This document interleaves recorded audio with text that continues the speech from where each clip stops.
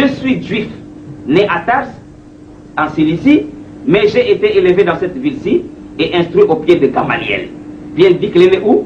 Il est né à Tars, en Cilicie. Donc il est juif de naissance. Eh bien, là, il a fait tout pour essayer de confondre l'assistance. Parce que c'est comme ça qu'il était rusé.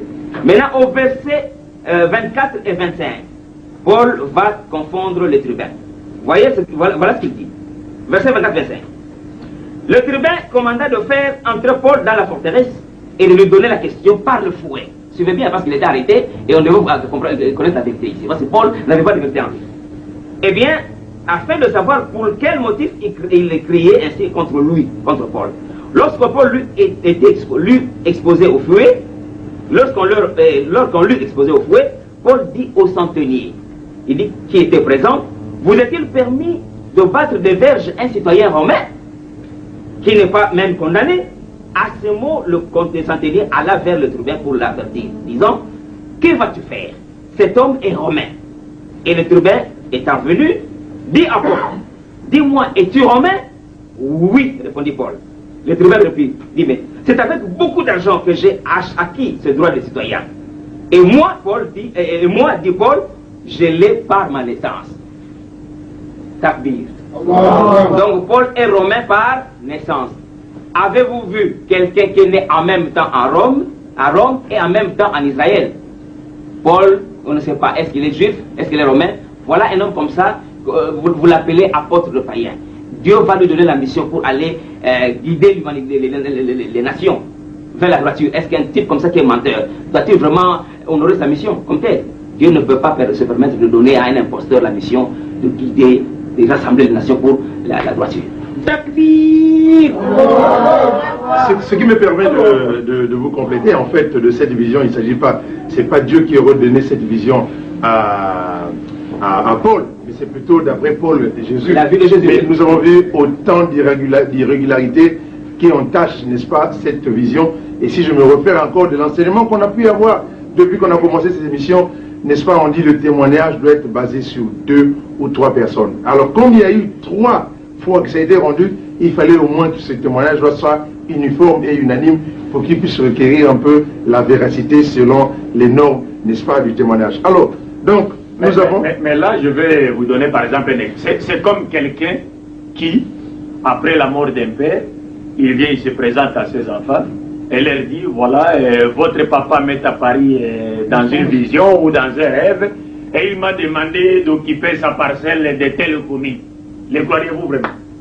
En songe. Mais c'est en songe que votre papa m'est apparu et m'a demandé, n'est-ce pas, d'occuper sa maison qui est dans telle commune. Et vous, les enfants, vous savez que non, cette maison, papa l'avait destinée, donnée à telle personne de la famille. Mais celui-là vient, il te dit, non, votre papa m'est apparu dans une vision ou en songe, il m'a demandé d'aller occuper sa parcelle qui est dans telle commune. C'est un escroc. C'est un escroc. Bien, alors, maintenant, nous allons passer maintenant à Muhammad. Que la paix de Dieu soit sur lui. Nous allons maintenant vérifier coraniquement, pour ne pas dire bibliquement, puisque le livre par excellence que Muhammad a apporté, c'est le Coran. Alors, montrez-nous noir sur blanc, écrit dans le Coran, parole de Dieu et parole de Muhammad, que Muhammad est l'envoyé de Dieu, envoyé à l'humanité tout entière. Moi, mais le Coran est plus que clair. Et nous n'avons pas ici, nous, n'est-ce pas, de raison à vous chercher tout un conteneur de versets coraniques. Parce que comme les chrétiens, même si on leur propose 100 versets qui témoignent clairement que Jésus-Christ n'est pas Dieu, pour eux, Jésus reste Dieu. Est-ce que vous comprenez? Alors que pour les musulmans, un seul verset suffit à confirmer, n'est-ce pas, l'apostolat de Jésus-Christ ou encore l'apostolat de Mohammed et les stadies de Mohammed. Donc là, je m'avais tout droit demandé à nos chefs, n'est-ce pas, de nous proposer tous les versets coraniques, n'est-ce pas, du moins le plus grand verset coranique qui nous montre clairement que Muhammad est l'unique messager de Dieu issu de la postérité d'Abraham et qui a été envoyé à l'humanité tout entière.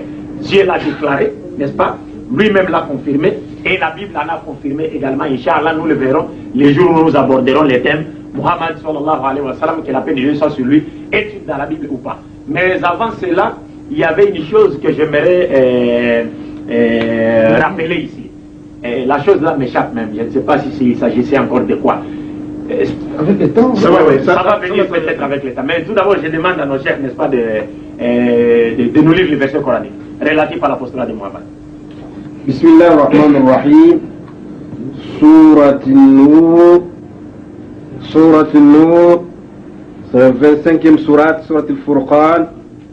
Verset 1 à D. بسم الله الرحمن الرحيم تبارك الذي نزل الفرقان على عبده ليكون للعالمين نظيرا الذي له ملك السماوات والأرض ولم يتخذ ولدا ولم يكن له شريك في الملك وخلق كل شيء فقدره تقديرا صدق الله العظيم. Là, Cheikh Alfan vient de nous lire le premier et deuxième verset de la sourate Furqan, c'est-à-dire le 25e chapitre du Saint-Coran, qui dit ceci, je cite: au nom d'Allah, le tout miséricordieux, le très miséricordieux, qu'on exalte la bénédiction de celui qui a fait descendre le livre de discernement sur son serviteur afin qu'il soit un avertisseur à l'univers, celui à qui appartient la royauté des cieux et de la terre, qui ne s'est point attribué d'enfant, qui n'a point d'associé en sa royauté et qui a créé toutes choses en lui donnant ce juste proportion. Fin de citation. Donc il est ici question du mot Al-Furqan qui est utilisé dans le Saint-Coran.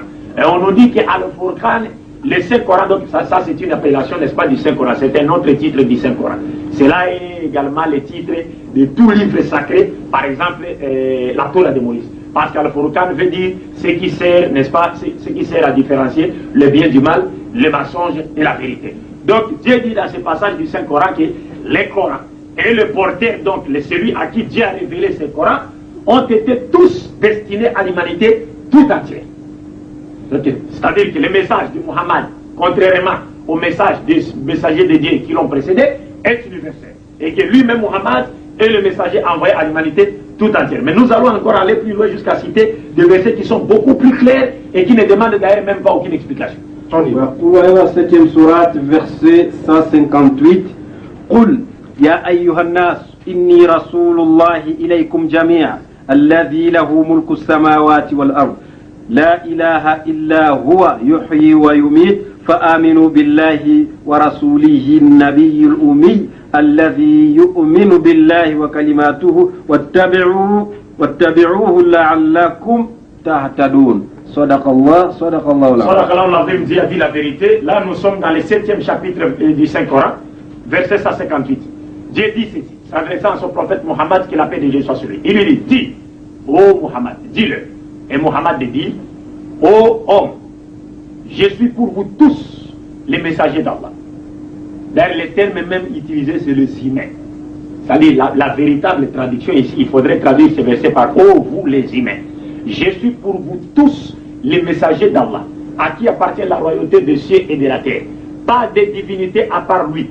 Il donne la vie et il donne la mort. C'est Dieu seul qui donne la vie et qui donne la mort. Croyez donc en Allah, à son messager, les prophètes illettrés, qui croient en Allah et à ses paroles, et suivez-les afin que vous soyez bien guidés. Fin de citation. Mais ici, je vous rappelle une chose, c'est que les prophètes s'adressant à l'humanité tout entière, comme Dieu lui demande de le dire, il dit, ô vous êtres humains, je suis messager de Dieu envers vous tous. Rappelez-vous que lorsqu'on donnait des versets coraniques ici relatifs au caractère limité de la mission de Jésus-Christ, nous avions cité le 61e chapitre du Saint-Coran, verset 6, où Jésus a dit, noir sur blanc, il a dit, Ya Bani Israël, inni rasulullahi ilaykum.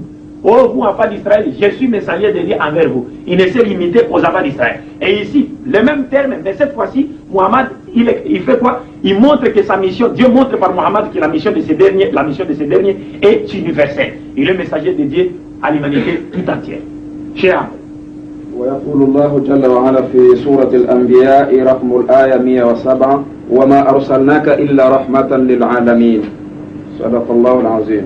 Au 21e chapitre, verset du Saint-Coran, dans son verset 107, que vient de nous lire chez Amri, Dieu dit ceci, ô Muhammad, nous ne t'avons envoyé que comme miséricorde à l'humanité tout entière. Fin de citation.